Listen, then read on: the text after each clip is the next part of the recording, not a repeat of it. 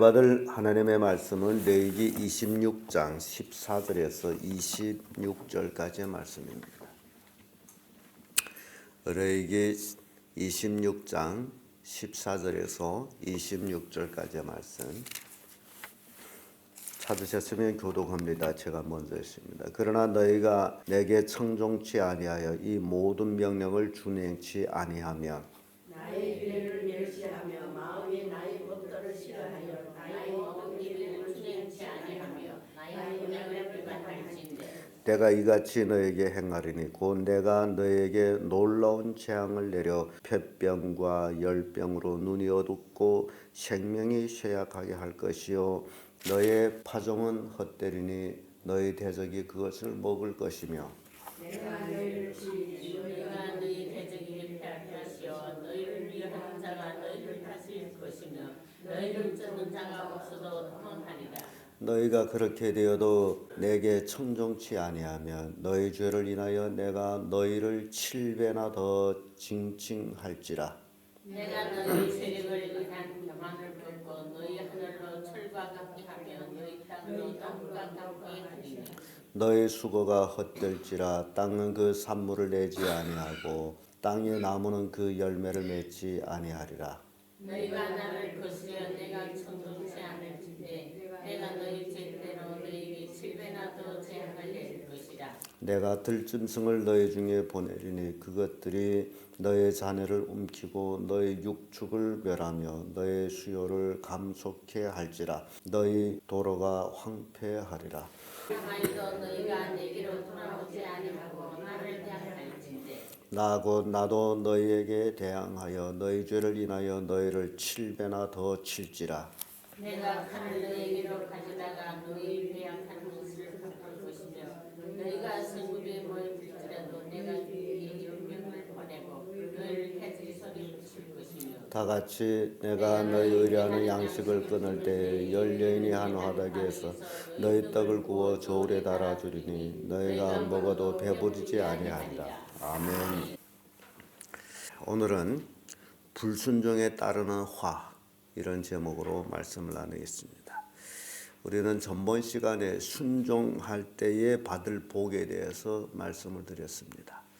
이번에는 불순종하면, 그래서 인생은 하나님이 아니고 하나님의 피조물이고 인생은 이 땅에서 살아가는 동안에 온전히 하나님을 높이고 그 말씀에 순종할 때 비로소 복을 받는다라는 것을 이렇게 깨우쳐주고 있습니다. 그래서 불순종했을 적에는 어떤 일들이 있느냐라는 것입니다. 불순종했을 적에 화가 엄청 많이 떨어지는 것을 보게 되는데 그것이 오늘 첫 번째 시간입니다. 불순종했을 적에 받을 화들이 어떤 것이냐, 그 첫 번째 시간으로 질병의 재앙을 잊게 됩니다. 그래서 이게 질병이라는 것이 어떻게 오는가 하는 것이 굉장히 불순종으로서 온다라는 것을 보여주고 있습니다. 내가 왜 아프냐 하게 되면 우리가 곰곰이 생각해야죠. 내가 어떻게 삶을 잘못 살았느냐, 이런 것들을 찾아보게 되면 그 아픈 원인을 알게 된다는 거죠. 여기에 보게 되면요, 그 첫째가 14절에서 17절까지 보면 폐병, 두 번째 열병, 이런 그 병들로 인해서 안질이 어두워진다. 무서운 말씀이죠. 16절의 말씀 보게 되면 내가 이같이 너에게 행하리니 곧 내가 너에게 놀라운 재앙을 내려 폐병과 열병으로 눈이 어둡고 생명이 쇠약하게 할 것이. 폐병과 열병으로 눈도 어두워지고 생명이 쇠약하리라. 몸도 허약하리라 라는 그런 말씀이죠. 건강이 쇠약해지고. 그래서 아주 두려운 재앙을 내리는데 파종을 했어요. 파종을 했는데 그걸 먹지를 못해요. 대적한테 뺏깁니다. 내가 심고 내가 못 먹는다는 건 저주예요.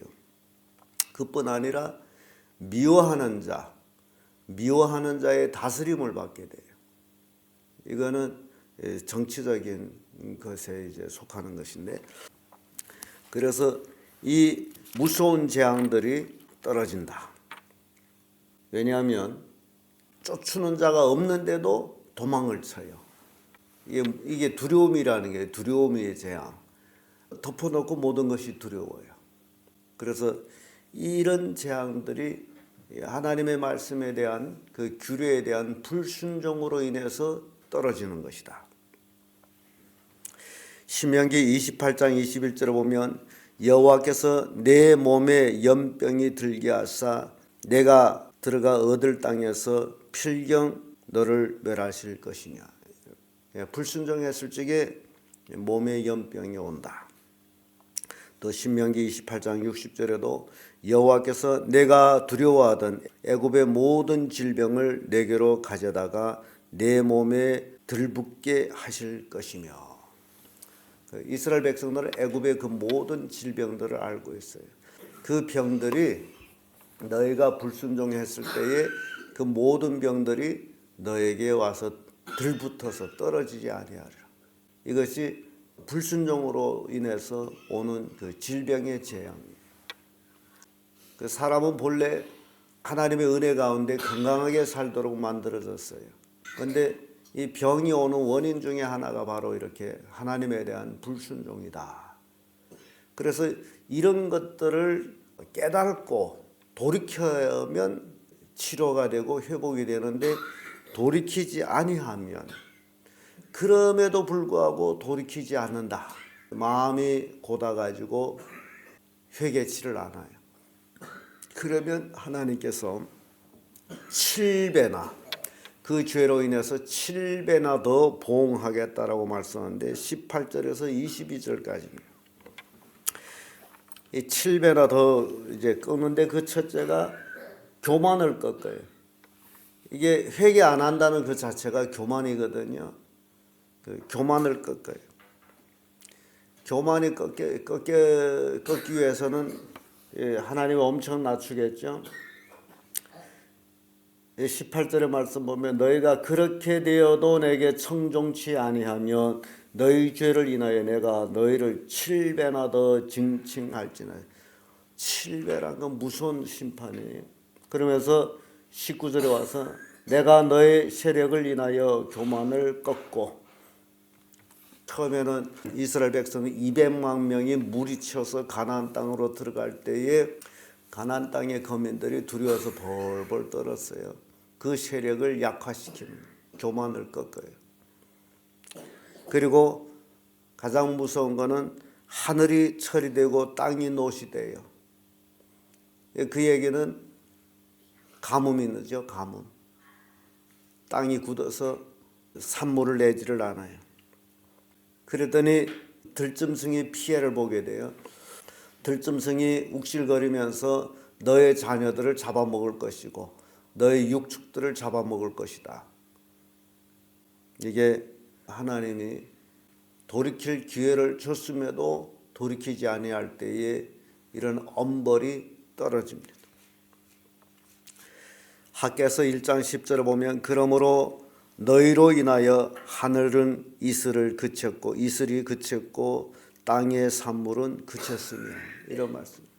너희로 인하여, 너희 죄로 인하여 그 얘기. 죄를 회개치 아니함으로 하늘의 이슬이 그쳤고 땅의 산물이 그쳤다. 하나님의 심판의 말씀은 아주 무섭습니다. 그래서 하나님께 불순종하는 것은 교만 때문에 교만. 요거까지 뭐 그렇게 생각해요. 하나님인데 요까지 걸 가지고 어찌겠냐 뭐 그러는 거죠. 근데 하나님은 그렇게 만홀히 여길 하나님이 아니라는 거죠. 이 신앙생활은 나와 하나님과의 그 올바른 관계 회복이지 다른 사람이 어떤데 나도 이 정도면 괜찮지 그런 게 아니라는 거죠. 그 신앙은 절대 다른 사람과 비교하는 게 아니에요. 나와 하나님과, 다른 사람은 다른 사람이 속사정을 내가 잘 모르기 때문에 절대 비교할 수가 없어요. 내가 겉모습으로 보는 다른 사람이 겉모습이 전부가 아니기 때문에 절대 비교를 못하는 거예요. 그래서 비교한다 할 적에 신앙은 하나님을 무시하는 신앙이 돼요. 내가 하나님 앞에 어떠냐라는 게 중요한 거예요. 내가 지금 하나님 앞에 온전히 순종의 삶을 살고 있느냐 아니냐라는 것이 중요한 거지 남이 어떻든지 그건 상관없어요. 내가 남이 아니기 때문에. 시편 105편 16절에도 그가 그 기근을 불러 그 땅에 임하게 하여 그 의뢰하는 양식을 다 끊으셨도다. 하늘이 철이 되고 땅이 노시 되니 먹을 양식이 있겠어요. 사람은 먹을 것만 있어도 하나님을 잘 의뢰하지 않는데 먹을 것이 다 끊쳐버려요. 땅이 산물을 내지를 않아요. 이 기근이라는 것이 굉장히 무서운 겁니다. 자연재해는. 우리는 문화대혁명 당시에 참 먹을 것도 풍분치 않았고 참 옥수수밥도 제대로 못 먹던 그런 시대가 있었죠. 대학진 때는 더 할 말 없을 정도로 대학진 때에 굶어 죽은 사람이 3천만 명 이상이 된다라는 통계가 나오고 있습니다. 북조선 사람 전부보다 더 많은 사람들이 굶어 죽었어요. 심각한. 그때 아사자가 엄청 많이 늘어나요. 이 재앙이라는 게 무섭습니다. 아마 지금 이 시대에 그런 재앙이 오게 되면 사람들은 다 강도가 돼가지고 서로 죽이고 뺏고 난리칠 거예요. 이게 너무너무 무서운 그런 기근을 선포하고 있어요. 어떨 때 이런 것들이 온다고요? 불순종했을 적에 하나님이 처음에 경고를 했음에도 폐병, 열병 등 이런 것들을 이제 경고를 줬음에도 돌이키지 아니할 때는 7배나 더 재앙을 내려. 그러고 나서 또 23절에서 26절까지 또 이런 말씀합니다. 이런 일을 당하여도 너희가 내게 돌아오지 아니하고 나를 대항할진대. 이게 경고가 한 번, 두 번, 세 번 이러네. 이런 일을 당했는데도 돌아오지 아니하면 나를 대적할 때, 그러면 하나님도 너희를 대적할 것이다. 그런 얘기예요. 그래서 대적이 재앙으로 임하게 되는데, 내가 칼을 너에게로 가져다가 너의 배약한 원수를 갚을 것이며 너희가 성읍에 모일지라도 너희 중에 연병을 보내어 너희를 대적하여 대적이 손에 붙일 것이다. 연병 하게 된 전염병을 얘기하죠. 옛날에는 참 전염병도 많았어요. 지금도 물론 전염병이 무섭습니다만은 이 전염병 너희들이 모여서 뭘 하려고 해도 전염병 때문에 모이지를 못한다. 7배의 보응을 해줘요. 연병. 그리고 대적의 손에 붙이고 먹을 것이 결핍한 거예요. 그래서 여기 보게 되면 너희가 먹을지라도 26절에 와서 내가 너희 의뢰하는 양식을 끊을 때 열 여인이 한 화덕에서 너희 떡을 구워 저울에 달아주리니 너희가 먹어도 배부르지 아니할 것이다. 기근 때는요 아무리 먹어도 배가 차지를 않는데 참 신기하죠. 분명히 먹었는데도 부족해요. 그래서 지금은 그런 얘기합니다. 우리가 밥을 먹는데 밥이 입으로 먹습니다만은 그러나 그 눈으로도 먹는다는 거예요. 밥 먹는데 눈에 보기에 모자라다 하게 되면 입은 앞만 먹어도 모자라대요. 이게 그 신경적 심리적인 그런. 그래서 큰 밥그릇에다가 밥을 평평히 담은 거하고 작은 밥그릇에다가 밥을 꼴뚝 담은 거하고 같은 양일지라도 눈으로 볼 때는 작은 그릇에 많이 담긴 걸 보고 이미 눈이 만족해서 한 절반 먹어도 배부르다는 거예요. 그래서 기근 때는 늘 모자라는 게 앞만 먹어도 모자라는 게 많이 먹었음에도 불구하고 눈에 부족한 거예요. 그래서 이 뇌에서는 아직도 배고프다. 배는 이렇게 불어 나왔는데도 뇌는 배고프다. 이 사람이 눈의 만족이라는 게 그렇게 중요하다라는 거예요. 모든 것이 풍요로워야 눈에 만족한데 그렇지 못하게 되어 눈에 만족지 않아서 늘 근심 걱정 그렇게 사는 겁니다.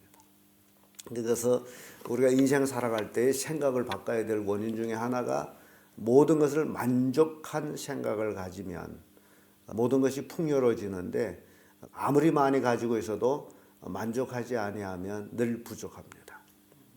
그래서 이 대적으로 인한 재앙은 무서운 재앙이에요. 암만 먹어도 배부르지 않아요. 그래서 옛날에 기근 때는 애는 배 터져 죽고 어른은 굶어 죽는단 말이 그래 있는 거예요. 암만 먹어도 배가 차지를 않아요. 제가 그런 것들은 경험을 했어요. 제가 북한을 갔을 때에 옆집에 아이가 그 엄마가 보낸 거예요. 이제 먹을 것이 없은가나 중국에서 온 사람 집에 가면 그런 뭐 사탕 하나를 얻어먹지 않겠나라는 그런 마음으로 애를 보낸 거예요. 그래서 내가 밥 먹다가 이제 애가 왔어요. 북한은 밥 씻기가 깊습니다. 그리고 밥을 이렇게 볼록하게 올려 떠 담아주는데 처음 가서는 그 위에 볼록한 것만 나는 먹으면 돼요. 그 밥 다 못 먹어. 그래서 위에 것만 먹었는데 걔가 왔어. 그래서 밥 씻게 밥을 걔를 다 줬죠.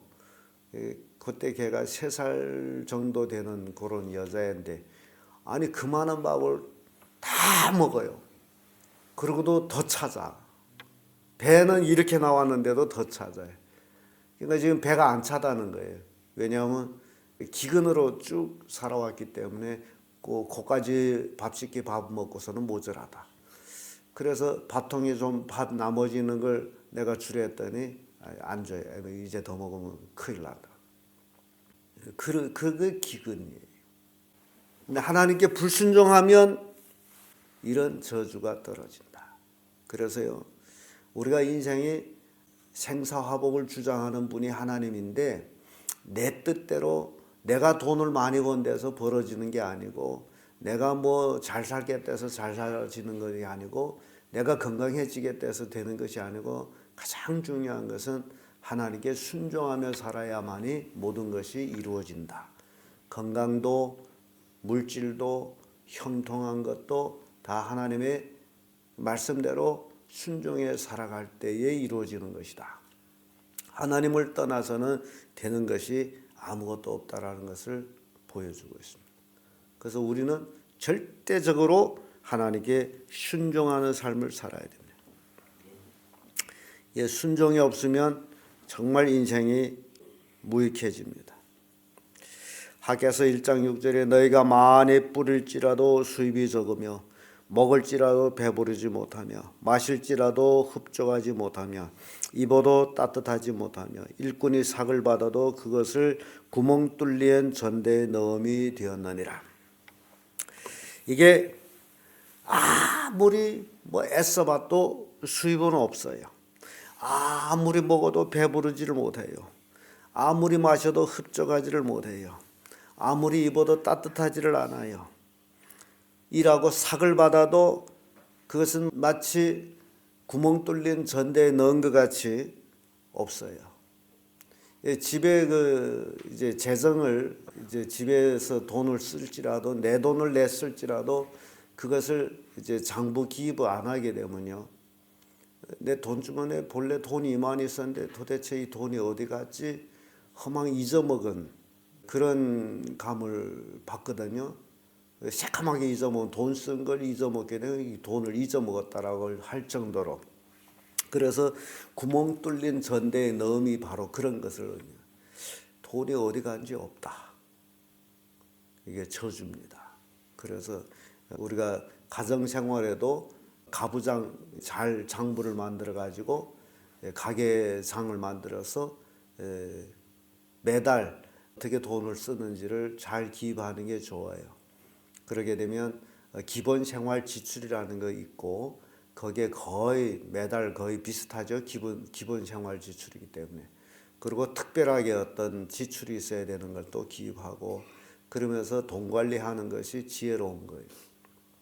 그래야 돈이 돈주머니에 좀 돈이 많다 해가지고 팍팍 계획 없이 쓰다 보면 정작 써야 될 때는 쓰지 못할 때가 있거든요. 수도물처럼 돈주머니에 돈이 늘 나오는 건 아니기 때문에. 그래서 이 불순종으로 인한 이런 이제 저주, 화, 무서운 것이다. 그래서 우리는 앞부분에 나와 있는 1절에서 13절까지 순종에 따르는 복을 받아야 돼요. 이 불순종에 따르는 화를 받으면 인생은 망합니다. 그래서 여러분들이 이 레위기 26장 1절에서 13절까지의 기입된 말씀을 많이 읽어야 돼요. 그래서 거기에 하나님이 약속된 복을 우리가 받아야지 불순종으로 인해서 기입된 그 화를 받는다는 것은 망하는 거죠. 그래서 오늘은 불순종에 따르는 화, 그 첫 번째 시간입니다. 다음 시간에는 두 번째 화 계속해서 살펴보도록 하겠습니다. 기도합니다.